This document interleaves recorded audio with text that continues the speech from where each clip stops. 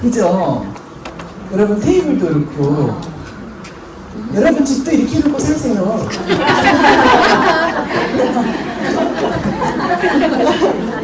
내가 말하거든 이거 여기도 마더와이장에서 많이 배웠어요. 이렇게 집을 이쁘게 데코하는 것이 좋다는 걸 많이 알아서 저희 집도 좀 그렇게 내가 무슨 말을 하는 자, 우리 이번 주에 당신을 위로하시는 주님. 이 땅에 있는 그리스도의 신부, 교회가 이 땅에 사는 동안에는 위로받아야 한다. 위로받을 일이 많다. 이것을 주께서 너무 잘하시고 계신 거예요. 여기 계신 성김이 어머니들, 또 게스트 어머니들, 주의 말씀대로 살아가려고 하는 것에서 너무 어려움에 부딪히는 게 많은 거예요. 세상은 불의하거든요. 세상은 요즘 이기적인 유전자라는 말이 유행하듯이 너무 이기적이거든요. 자기중심적이거든요. 그 속에서 하나님의 의를 이뤄가면서 살고 사랑을 전하고 또 용서하고 해가는 것이 힘들 때가 있는 거예요. 내 한계를 넘어서는 상대들이 나타나고 상황들이 벌어지는 거예요. 그래서 힘든 거예요. 그렇게 힘든 것을 아시고 위로받아야 된다는 것을 주님께서는 너무나도 잘 아시죠. 아예 여러분 첫 페이지 한번 펴보세요. 위크 4 당신을 위로하시는 주님. 그리고 여러분께 당신을 위로하시는 주님을 우리가 어떻게 가슴 깊이 받아들이시는지를 말씀드릴게요. 당신을 위로하시는 주님 첫 페이지에 보면은 예기치 않은 수많은 일이 우리 삶에 끊임없이 어떻다? 더 끊임없이 동그라미 해보세요. 저도 정말 너무 놀라고 있습니다. 이렇게 끊임없이 올 수가 있구나. 참 정말 천국을 소망할 수밖에 없구나. 이제 그런 생각을 하게 되는데, 자, 그렇게 오는 우리에 대하여서 하나님께서는 이것을 그때그때 또 위로하고 또 넘어가게 하고 하는 거, 물론 그런 위로와 힘주심이 있지만 궁극적으로 하나님께서는 이 타락한 세상, 불의한 세상에서의 신음하는 그 교회 그리스도의 신부를 새하늘 새 땅을 준비하시면서 새하늘 새 땅으로 초대하시는 거예요. 새롭게 창조, 재창조를 하시는 것이죠. 하나님의 우리를 위로하시는 정말 큰 빅피처는 새하늘 새 땅. 여러분, 새하늘 새 땅은요, 아무런 결핍이 없는 곳이에요. 여러분, 아무런 결핍이 없고 모든 위로가 됐던, 기쁨이 됐던, 사랑이 됐던 모든 게 충만한, 어쩌면 우리가 한 번도 그런 것을 경험해보지 못했을 수도 있어요. 잠깐 세상에서 무엇을 우리가 기쁘거나 만족하거나 행복하거나 할 수 있어도 늘 잠재적으로 우리가 해결해야 할 좀 불안한 것, 또 무슨 생기는 것이 여기 나와 있는 것처럼 수없이 수많은 일들이 끊임없이 생기는 중에 있는 것들이에요. 잔잔한 것들이. 궁극적으로 정말 하나님께서 항상 기뻐하라가 이루어지는 그 새하늘 새 땅을 천국이라고 말하는 것을 주님께서 준비하신 것이죠. 자, 그것에 대해서 우리의 시선을 거기다 고정시키고 좀 이 땅에서의 삶을 이렇게 잘 지혜롭게 살아갈 필요가 있어요. 예를 들어서 우리 학생들이 뭐 공부하기 힘들고 학교 가기 싫고 친구가 없다고 이런 얘기 많이 하잖아요. 그럼 이제 여기 엄마 되신 분들은 야, 그냥 어차피 학생이잖아. 어차피 학생이고 학생은 공부하는 거야. 그러니까 좀 이렇게 지혜롭게 학교 가서 친구 어려운 관계가 있으면 조금 잠깐 거리두기 했다가 또 그 친구도 사정이 있을 거야. 공부도 너가 하고 싶은 걸 하면 되잖아. 우리가 뭔가 말을 많이 해요. 그냥 어차피 학생이야. 이 학생 기간도 지나가. 그러니까 지혜롭게 이 시간을 차라리 즐겨. 지나고 나면 공부할 때가 제일 편해. 우리 이런 얘기도 하잖아요. 엄마가 다 먹여주고 집 다 내주고 너는 공부만 하면 되잖아. 이때가 편한 거야. 우리 이런 얘기도 하잖아요. 그런 것처럼 우리도 새하늘 새 땅에서 새로운 주님이 세상에서 살게 될 때를 기다리며 이 시기를 지혜롭게 잘 보내면 됩니다. 오히려 즐기고 기뻐하는 게 지혜예요. 전도서에서 말씀. 기뻐하고 즐거워하는 게 그게 이 땅을 살아가는 지혜입니다. 우리 그렇게 기다리면서 살아가는 것에 156페이지 가실게요. 자, 우리에게는 기다림이라고 하는 것이 남았죠. 기다림이라고 하는 것이 남았어요. 자, 그렇게 새하늘 새 땅에서의 우리의 삶에 대한 기다림이 남았는데 밑에서부터 네 번째 줄부터 그런 말이 있어요. 세 번째 줄, 네 번째 줄. 이제는 기다려야 할 때야.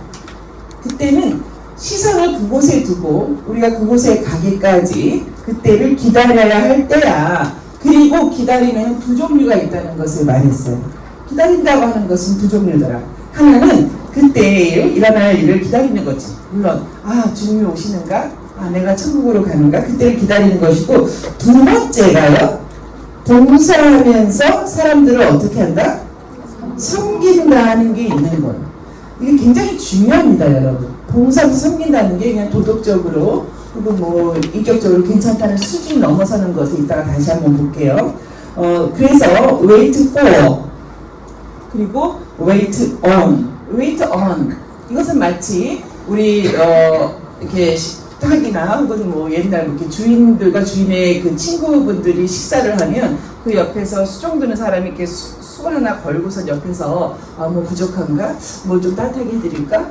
뭐가 떨어졌나? 부족하나? 이게 되게 살피잖아요. 그런 자세를 이제 뜻하는 거예요. 그렇게 우리 주님의 교회가 우리 게스트분이 우리 아기들이 또 내가 섬기는 무슨 뭐 사람들이 그래서 늘 거기에 관심을 갖고 이렇게 살아가는 것을 이야기합니다. 그러면서 거기서 기다림 자체가 큰 유익이 될 것이다. 기다리는 것은 수동적인 것이 아니다. 적극적인 것이다 라고 했어요. 그 중에서 특별히 이 섬기는 것을 우리 예수님은 어떻게 보시는가 볼게요. 162페이지입니다. 162페이지로 가시면요.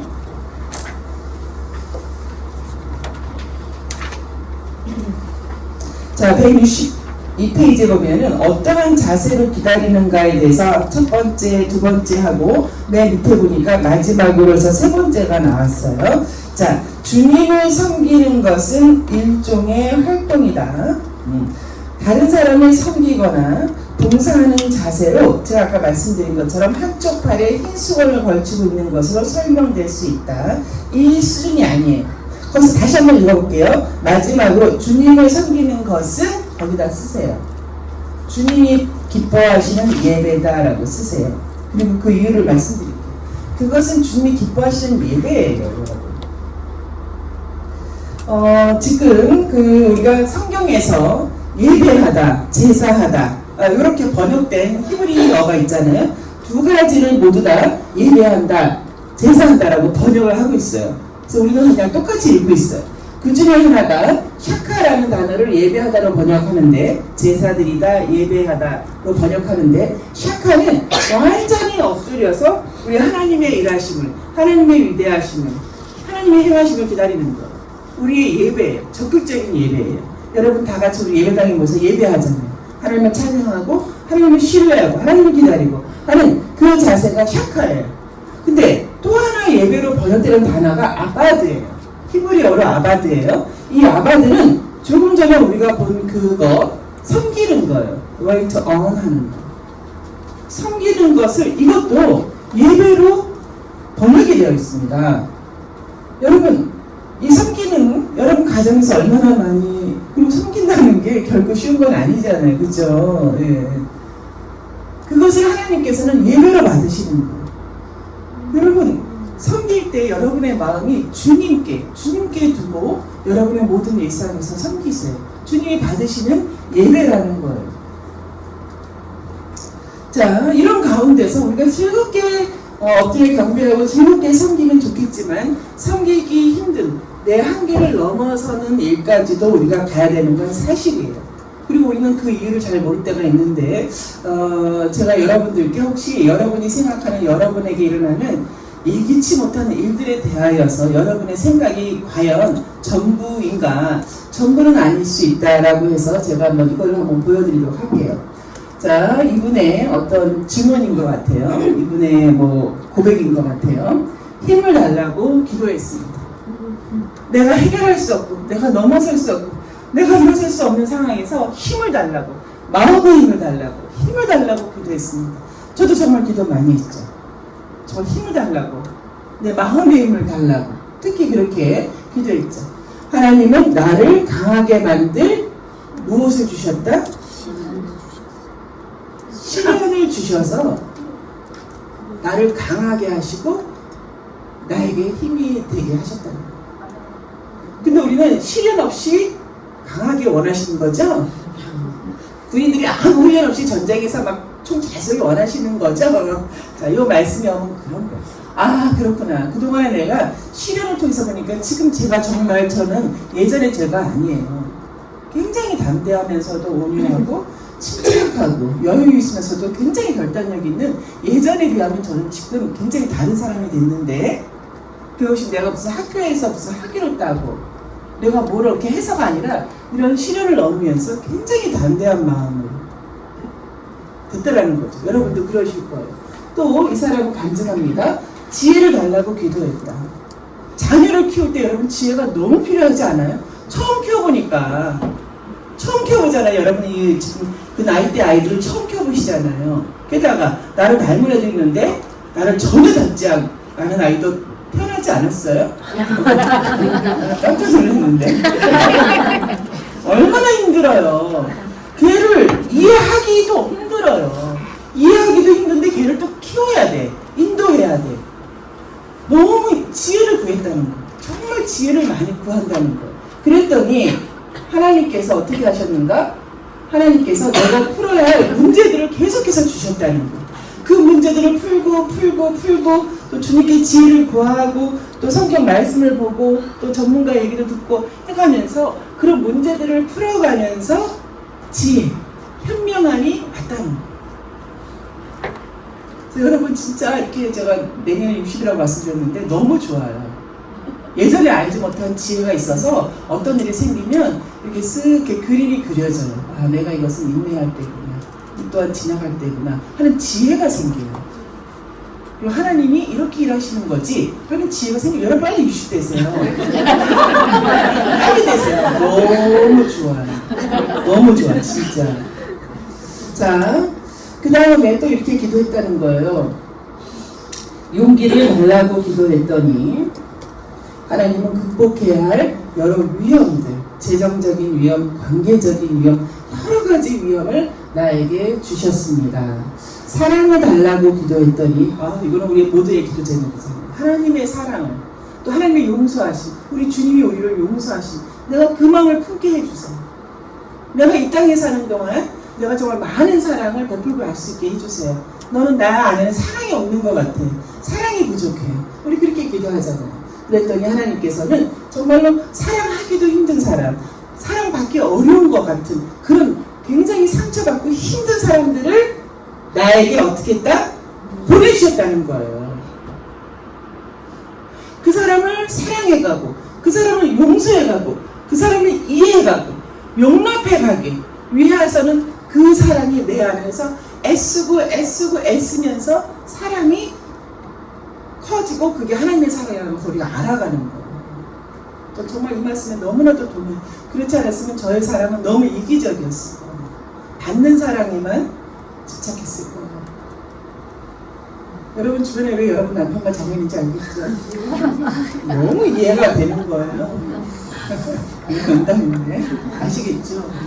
그렇지 않고는 여러분의 사랑이 정말 이기적인 사랑에 머물 뻔했던 거예요. 하나님의 조건 없는 사랑, 무조건적인 사랑, 죄인 되었을 때에 사랑하신 그 사랑, 죄인일 때, 실수할 때, 어리석을 때, 나를 비난할 때, 나를 우습게 볼 때, 그때 하신 그 사랑을 여러분에게 알게 하시는 거죠. 그리고 나서 이 사람은 이렇게 마무리를 합니다. 내 기도는 모두 응답되었습니다.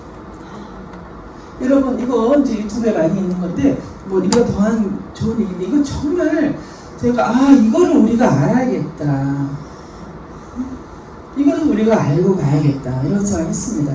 여러분 아무래도 우리가 이 땅에 살 때에는 이렇게 우리가 우리 지혜나 우리의 지식이 좀 한계가 있잖아요. 우리가 뭐 아는 게 다인 것처럼 막 난리치잖아요. 그렇죠? 좀 그것을 벗어날 필요가 있고요. 이런 모임들이 너무 중요한 거예요. 같이 얘기해 가면서 상황을 다시 이렇게 해석해 가는 게 굉장히 중요한데 이 인내라고 하는 것에 대해서 이 영어 표현이 참 좋습니다. Endurance comes from enduring 오랫동안 인주어하는 그런 상황들, 일들 여러 가지를 겪어가면서 인내라고 하는 것이 완성되는 것입니다. 근데요, 제가 이제까지 말씀드린 것에서 예수님의 모습이 보이지 않아요. 예수님은 당신의 사랑, 당신의 용서하심을 모두 시련과 어려움과 힘든 상황에서 다 보이신 분이에요. 근데 우리는 사실 이 사랑에 대해서도 굉장히 왜곡하고 있는지도 몰라요. 여러분 기억하세요? 죄인 되었을 때 사랑하는 거. 잘하는 사람을 사랑하는 건 누구나 하는 거예요.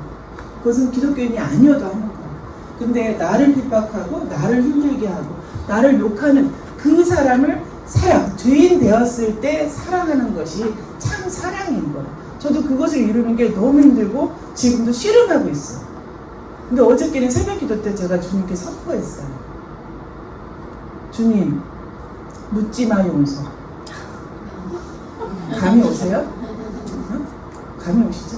주님, 왜라고 하는 그 묻지마 용서를 저는 선포합니다. 주님이 저한테 묻지마 용서를 하셨는데 나는 뭐 이렇게 까다롭게 물어가면서 돼 안 돼, 이러면 돼 안 돼, 이러면서 내가 어떻게 용서하겠냐고. 이러면 돼 안 돼 따지기 시작하면 용서가 안 되더라고. 됐다가 다시 되살아나는 거예요. 그래서 제가 안 되겠다. 내가 나한테 선포하자. 묻지마 용서. 나는 묻지마 용서. 정말 이걸 알래나 몰라. 여러분 선포하세요. 그래서 주님께서 여러분에게 묻지 말고 용서의 사람을 보내주셨다면 그것은 주님의 용서를 여러분이 깨닫고 여러분도 그렇게 작은 예수로 살게 하시기 위하여서 보내신 거예요. 묻지마 용서. 묻지마 용서. 괜찮아. 지나간 일이야. 괜찮아. 오늘은 새날이야. 새로운 일을 꿈꾸고 우리 살아갈 수 있어. 묻지마 용서. 자, 그렇게 해서 여러분 먼저 제가 말씀드린 것처럼 예수님께서는 여러분이 위로받아야 되는 걸 너무나 잘 아세요. 초대에 말씀드린 것처럼 우리가 어떻게 위로받는가, 저는 이거를 아주 청년한테 배웠어요. 어떻게 위로받는가, 기도할 때에 참 여러 가지 직장 문제, 결혼 문제 여러 가지를 놓고 기도할 때에 주님의 마음을 알게 되더라는 거예요. 주님의 마음이 이렇게 쓱 자기 안에 들어온다는 거예요. 그때 자기가 많이 갖고 있는 문제들이 작아 보인다. 작아 보이면서 주님 마음을 알게 되면 자기의 마음이 요동치던 마음이 평안해지는 거예요. 그렇게 위로받는다는 거예요. 너무 영성 있는 자매인 거예요. 너무 영성이 있다.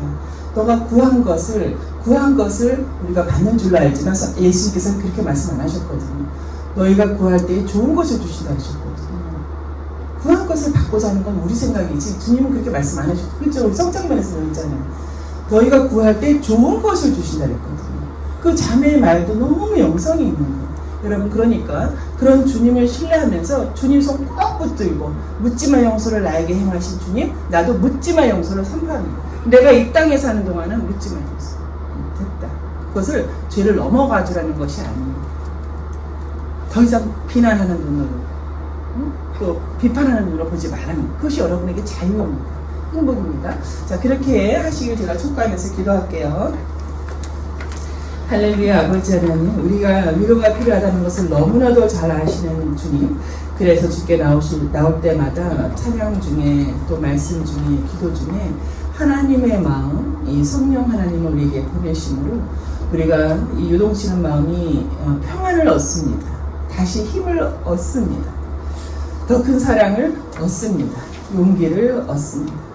아버지 하나님, 이 위로하시는 하나님께 더욱더 나아가며 우리가 정말 그리스도와 합한 자로서 세상을 이기었노라 하시는 주님과 함께하는 우리 게스트 어머니, 섬김의 어머니 제가 되기를 원하며 예수 그리스도 이름으로 기도합니다. 아멘.